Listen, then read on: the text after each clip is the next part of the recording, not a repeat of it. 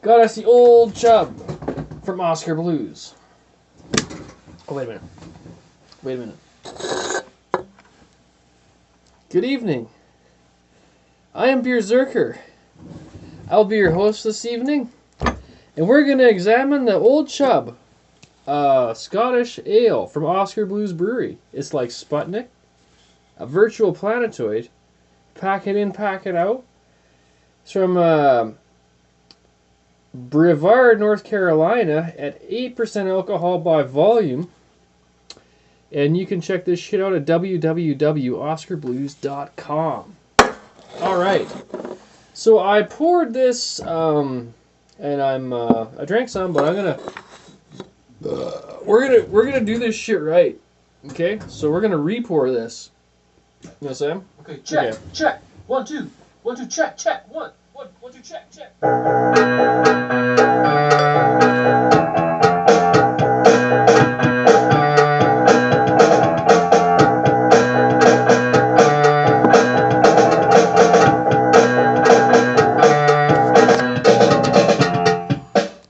Okay, check, check. 1, 2.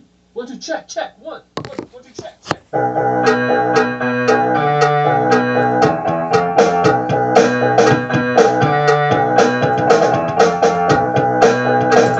Okay, so this beer was sent to me from Matthew Dawkins of Massive Beer Reviews, who came up to the fest, so I was able to send that along with Chad's beer mail, which I plugged in a video, but I will be drinking those probably throughout the next week or two.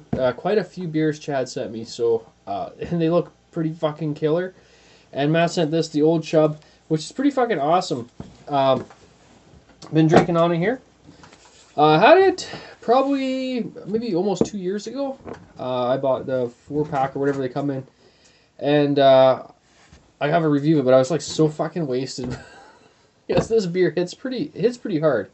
So here's the sampler glass from the Albino Rhino Beer Fest, which was a fucking rocket party, from what I've gathered. So you should check out Chad's channel, Matt's channel, Guy's channel, Nick's channel, Paul's channel, and all those dudes got lots of fucking footage from the festival. It was pretty fucking cool.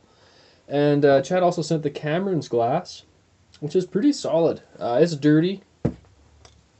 Very dirty. So we won't be drinking out of that. I just did this to degas this beer.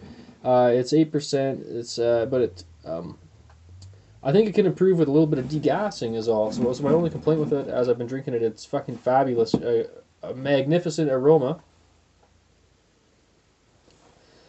Whew, almost like a... The aroma is almost as powerful as a liqueur almost, but it's a lot of like really fresh CO2. Nice, cool. It's fairly warm. It's not a real cool temperature, but it's probably 14 degrees Celsius, like a little bit cooler in your cellar probably, right? They're now starting to look a little bit better. I just got to get the gas out, that's all. Just my thing I got to do sometimes. Swirl it. Oh, fabulous. Very malty. It's like, if you've ever had a can of malt extract for, if you ever did an extract brew, it's like that. Like, when you take it out, I mean, you'll know what I mean if you've ever been around that malt extract. It's just, and that's, coming along with these higher ABV Scottish ales of this style, these darker ones, like the Scottish Heavies and stuff. Oh, there we go. Oh, wow.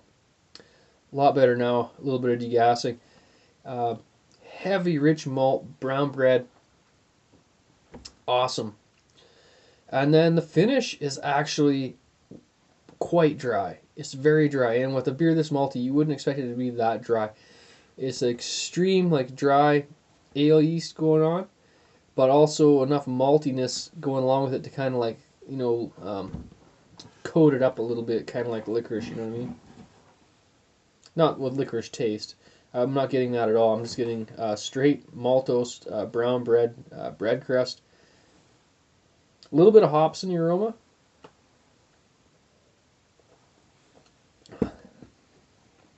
And in the finish, alcohol, hops, malt residue, maltiness up front. A great vaporous aroma coming off the beer. It's actually got one of the better aromas than like 90% of the beers out there. I mean, this one is really putting off a fucking awesome fragrance, I tell you what.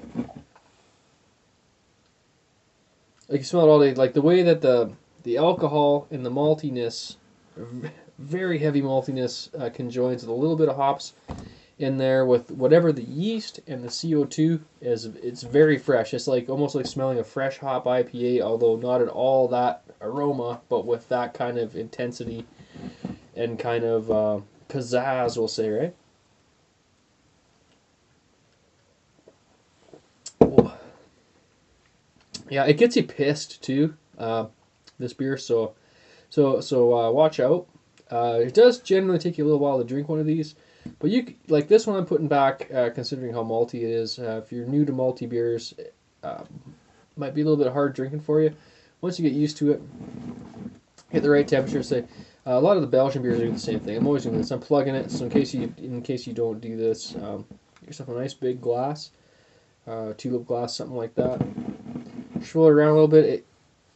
It just opens up the beer. Like with this beer, I'm not a big fan of crazy fucking CO2. With most beers, I like fucking, if they're over carbonated, I'll fucking try and knock that shit out and then drink it after.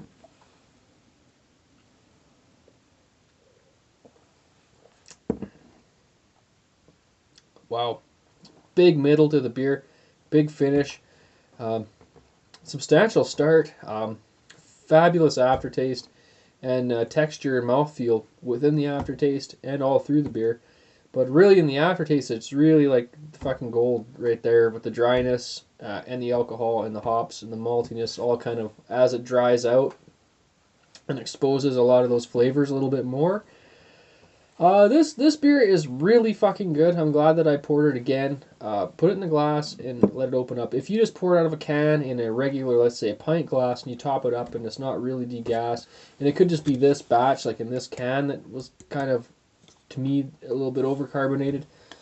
But I think, just be aware of that. That's just something that maybe I geek out on that. But I swear, it's gonna improve with these type of beers. If it's just too much, just fucking knock it out. That's it. And yeah, really enjoying the beer. So with it degassing, it's just gone up points. Like whole points. It was pretty high to be. I was thinking about giving it a 9. And I said, fuck this, we're going to redo it, we're going to pour it in here, we're going to blast the fucking CO2 out, let it warm up, let it open up a little bit, and see what this is really going to do. The flatter it gets, the more I like it. Yeah, flatten this fucker out. Just, trust me, try one. Buy the 4-pack or whatever they come in. Drink one out of the can, whatever you want to do. And then just fucking put one in a 2-liter glass and just fucking splash it around for half an hour, let it warm up. Well, more than that. This was never even in the fridge, so it's just fucking still cold up here in Canada, but whatever. I'm gonna 10 it out of 11. Like, as well prepped. You prepped this beer, it's a 10 out of 11. Yeah, pretty fucking awesome. So thanks to Matthew from fucking Massive Beer Reviews, Matthew Dapkins there. And Chad and all the guys at the fest fucking put up some great reviews, so all kinds of fucking beers. So I'll post a link down to a video of Matt's, or maybe to his channel or some shit like that. And yeah, so stay tuned and fucking hold on to your fucking horses, because we're gonna drink some fucking awesome beer! Yeah! I'm out! Woo-hoo!